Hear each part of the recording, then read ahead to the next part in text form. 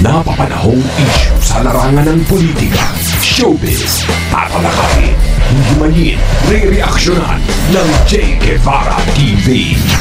J. Guevara TV nga po pala, isang reactor ng mga viral issue na nagaganap dito sa Pilipinas.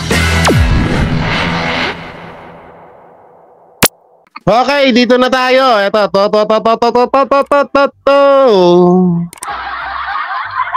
Ito, panoorin natin to, no? Itong si Risa Anlivirus.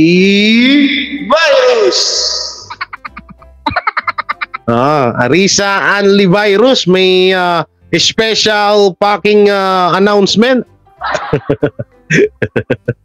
Si Madam Lisa, may announcement, ha? Ewan ko ano announcement dito. Sunus ni Senadora Risa Ontiveros ang umano'y gentleman's agreement sa pagitan ni dating Pangulong Rodrigo Duterte at Chinese President Xi Jinping. This gentleman's agreement is treasonous. Kung totoo itong kasunduan, mukhang isinuko nga ni Duterte ang teritoryo ng Pilipinas. Dramahan mo ba? Kulang pa yung drama mo, Risa. Kaya ng mga banatan ni Risa ngayon, dati, Lito Lapid ka lang, ngayon PJ ka na.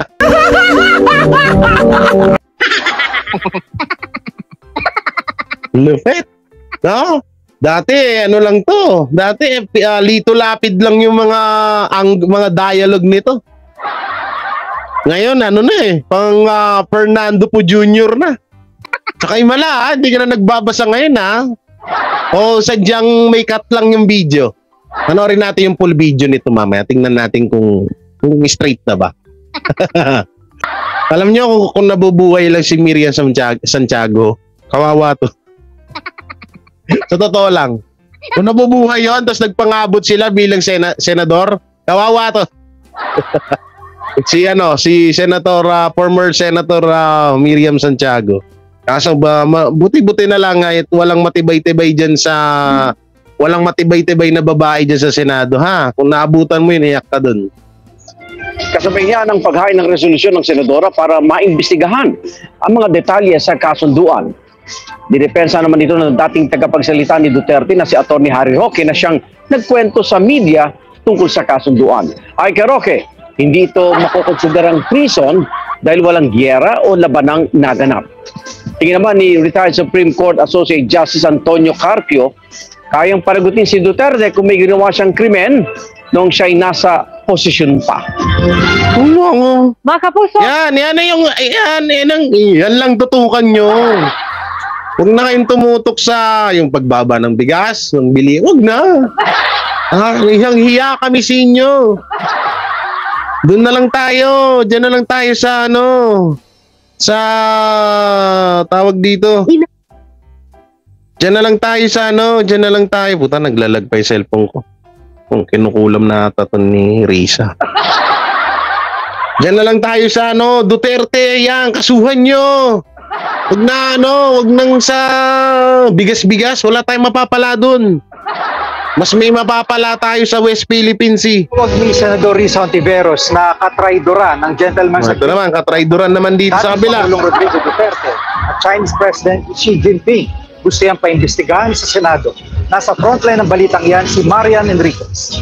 This gentleman's agreement is treasonous. Kung totoo itong kasunduan, mukhang isinuko nga ni Duterte ang teritoryo ng Pilipinas. Gusto nang paimbestigahan ni Senator Imbestigahan nyo na ang issue sa kung meron nga ba o walang gentleman's agreement. Yan. Pero yung 500 billion ni Tamba, ayun yung pakialaman. Kasi pare-parehas kayong mga nakinabang. Di lang. Puro Duterte lang. Push na yan. Huwag na. Sa bigas, huwag nyo nang pansinin yan. Tangkinang yan.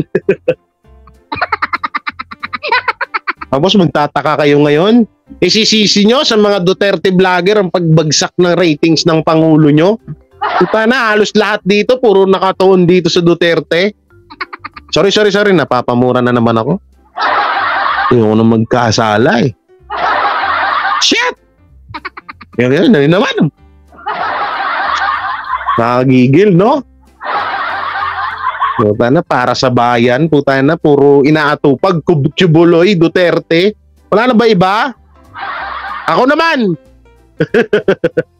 I-request no? Ako naman! Huwag may iba naman! O kaya si Banat Bay! Di na bay. Boss, bossing, baka naman, pasalubo. Wala ba tayong ano dyan? Pang burger?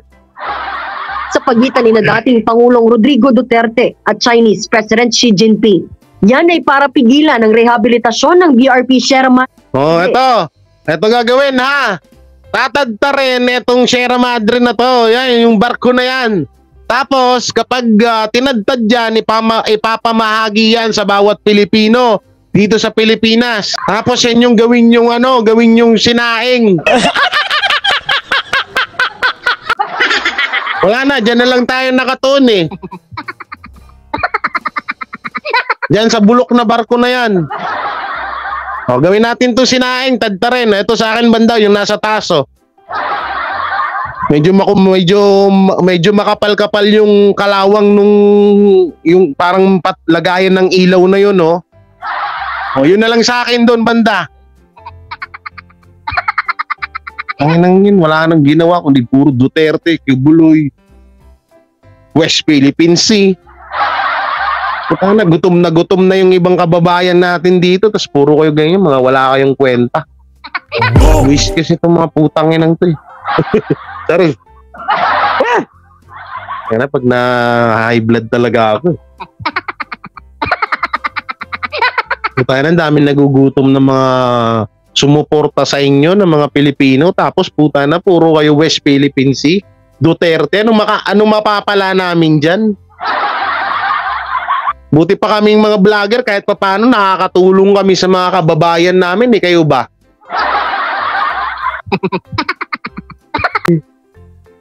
Yung insult, ayon kay Hontiveros, kapag isinuko ng Pilipinas ang BRP Sierra Madre, parang pinayagan na rin natin ang China na okupahin ang ating exclusive economic zone. Paano isusuko?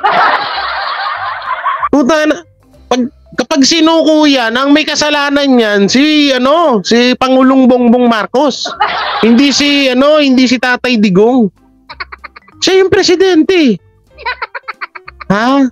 Tsaka ito common sense. Kung mayroon mang secret deal si Rodrigo Duterte at ang China, kung meron silang secret deal, ika nyo nga nung panahon ni Tatay Digong, putay na, di sana kinuha na yan. Di sana kinuha na ng China yan. Katangan nyo rin eh. Di sana wala na tayong nagawa dyan kasi nga may secret deal na. Bobo.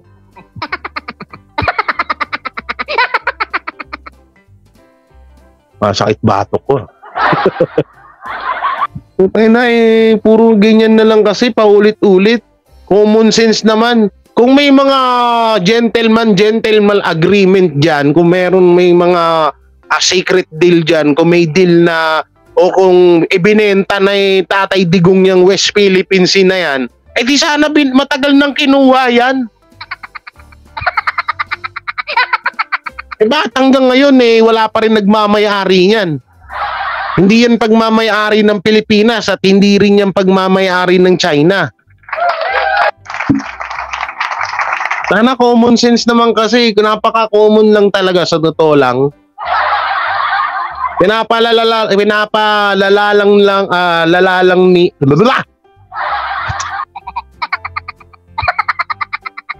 Buburtoy ako.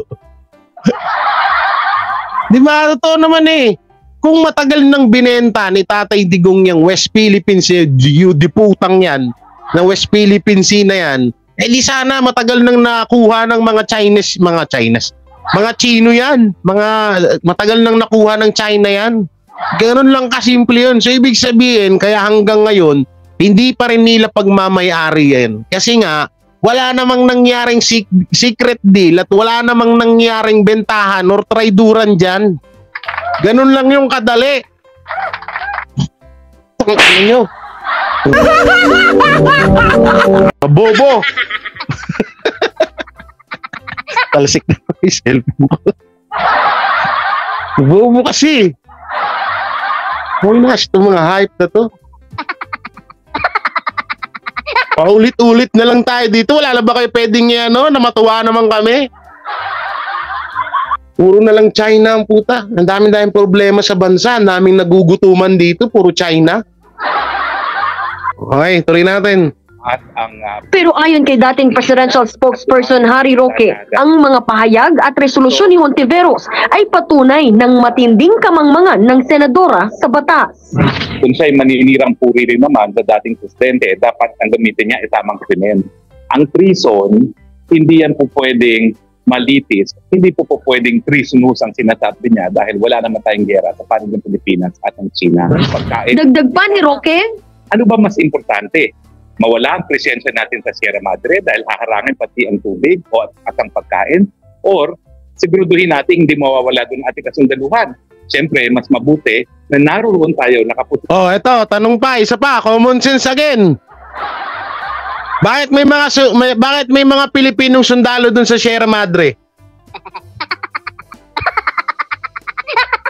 Di ba nga kaya nga pupunta yung barko dun na gutay-gutay kasi magdadala silang pagkain? So ibig sabihin, hindi yun pagmamay-ari ng China. Napaka-common sense lang na hindi yan naibenta sa China.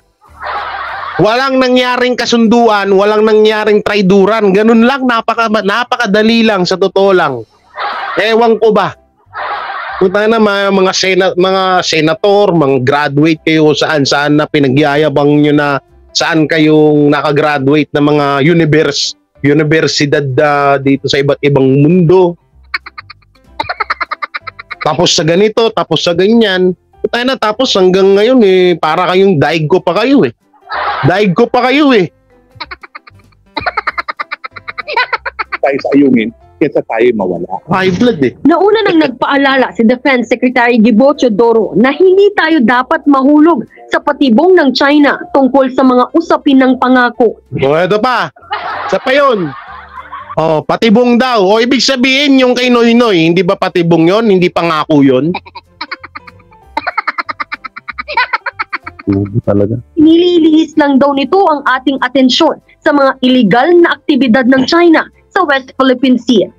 Matapos lagdaan ni Pangulong Bongbong Marcos Jr. ang EO-57 na nagpapalakas sa ating maritime security, inaasahan namang sunod na ipapasa ng Pangulo ang panukalang Maritime Zones Act. Dito pagtitibayin ang ating maritime rights and entitlements na mahalaga sa Narinig nyo na naman. Pag-aaralan. Narinig nyo ba? Ulitin ko. papalakas sa ating maritime security. Inaasahan namang sunod na ipapasa ng Pangulo ang panukalang Maritime Zones Act. Inililihis lang daw nito ang ating atensyon sa mga illegal na aktibidad ng China sa West Philippine Sea. Matapos lagdaan ni Pangulong Bongbong Marcos Jr. ang EO-57 na nagpapalakas sa ating maritime security, inaasahan namang sunod na ipapasa ng Pangulo ang panukalang Maritime Zones Act. Dito pagtitibayin ang ating maritime rights and entitlements na mahalaga sa Pilipinas at layunin nitong maritime security. Maipasaman, paano naman kung paulit-ulit pa rin na mangharas ang China? I know the mood of the public is frustrated. Pag paulit-ulit pa rin ng pangaharas ng China sa West Philippine Sea, sisinyo na naman niya kay Digong. Doon na, wala na, doon na, direkta nyo na. Sino na nga nag-backdoor meeting nun sa China? Bakit di yun ang tanongin nila? Kaya nga. O si Trillanes, bakit tayo nyo imbestigahan? Kasi mga magkakampi kayo, ganon. Hindi naman kami tanga, hindi kami kahapon pinanganak ha. Let us state that our resupply missions will never stop. Our resupply missions for EU-Control, our commitment to maintaining BRP Sierra Madre LS-57 will always be there. Pagtitiyak ng National Security Council, gagawa sila ng paraan para magtuloy-tuloy ang resupply mission. Sa gitna ng issue, naghahanda naman na raw ang bansa para sa trilateral summit sa pagitan ng Japan, Pilipinas at Amerika. Ayon kay National Security Council, Summit, wag na! Jonathan Malaya, inaasahang Wag na kayo mag-summit. trilateral summit sa US. Manahimik ka dyan. In fairness, ang ganda ni ma'am. Alam ito, Mariani Enriquez. Pwede. Sorry ma'am ha. Fairness ha, ang cute nung reporter ng TV5. Chinita.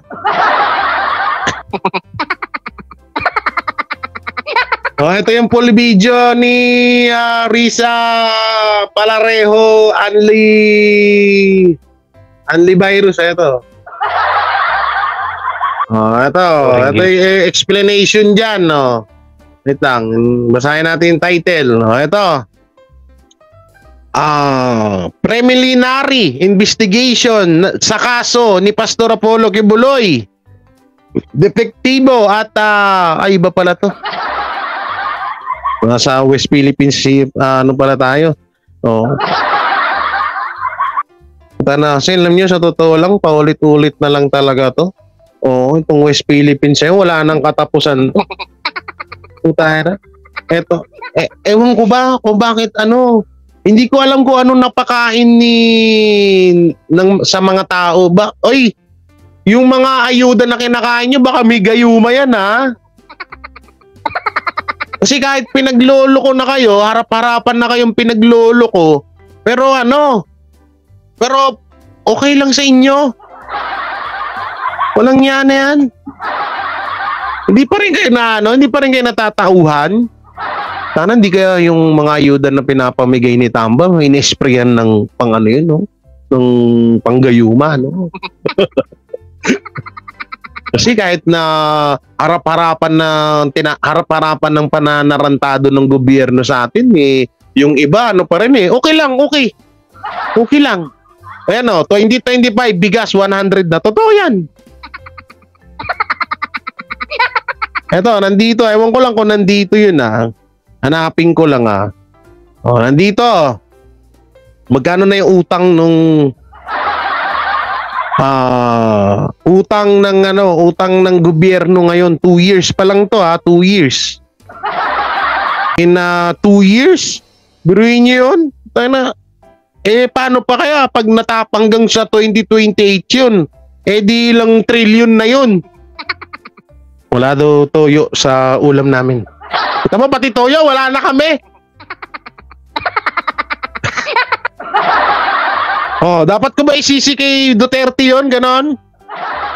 Kaya pati lahat na lang ng wala sa inyo, sinisisi nyo sa Duterte.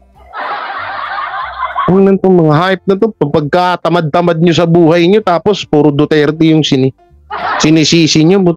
Paano pa kaya pag dumating ng 2028, di sandamakmak na yung utang ng Pilipinas? Pagutan sa pagdinig ng Senado. Oy! Senador Rafi Tulfo. Tara, di pa ako nanging kusa ka, nagpi-play. Gago to. Sabi, bagong appointed ni BBM Secretary, feel ko na walang galing. Wag na tayong umasa dyan. Lagi namang ganyan.